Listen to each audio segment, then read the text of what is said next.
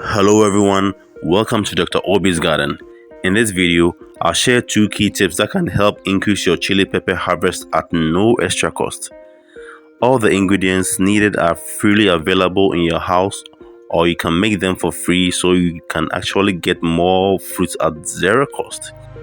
The first tip is important, but the second tip is the most important for achieving awesome outcomes.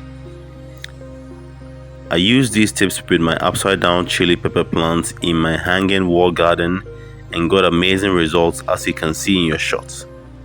This was right before the first harvest. Although the resources are free, there is a special way to prepare it in order to make it more effective and prevent it from killing your plant. Make sure to watch the video till the end so you don't miss anything. Without wasting any more time, let's get things rolling. The first tip happens during transplanting or filling of the container with soil. It involves the very simple step of adding in a layer of organic matter into the soil during the filling of the container. This step is very useful if you're growing with garden soil and not commercial potting mix.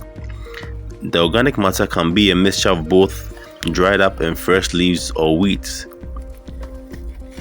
What it does is that it improves the soil aeration and adds nutrients to the soil when it decomposes. All the brown organic matter, such as the dry leaves, will add more potassium to the soil, whereas the greens will add in more nitrogen. The second tip is to use urine as a fertilizer. Urine has been used as a fertilizer by many with various degrees of success. However, urine contains a lot of nutrients, especially nitrogen, phosphorus, and potassium, that are useful for plants' growth and development, and thus when used in the right way, it can give great results. Now, I'll show you how I prepare urine for use as a fertilizer for chili pepper. Although fresh urine can be used, I normally use urine that has aged for at least 2 months. The World Health Organization recommends aging for 6 months in a cool room when stored in a plastic container. Aging helps to disinfect the urine and make it extra safe for use. Other practices, like keeping it in a covered container for a couple of days in the sun, also helps to disinfect urine. The next step is to dilute the urine. This is very important. Never apply full-strength urine to plants, as you risk killing them due to high concentration of nutrients, especially nitrogen. The pepper plants in your shot died when full-strength urine was applied to it.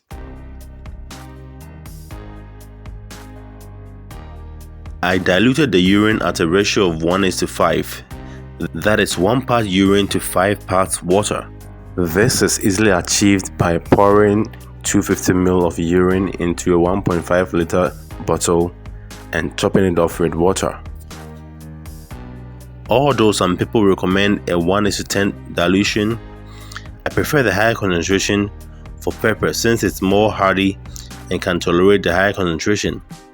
A higher concentration means you can apply the urine solution less frequently.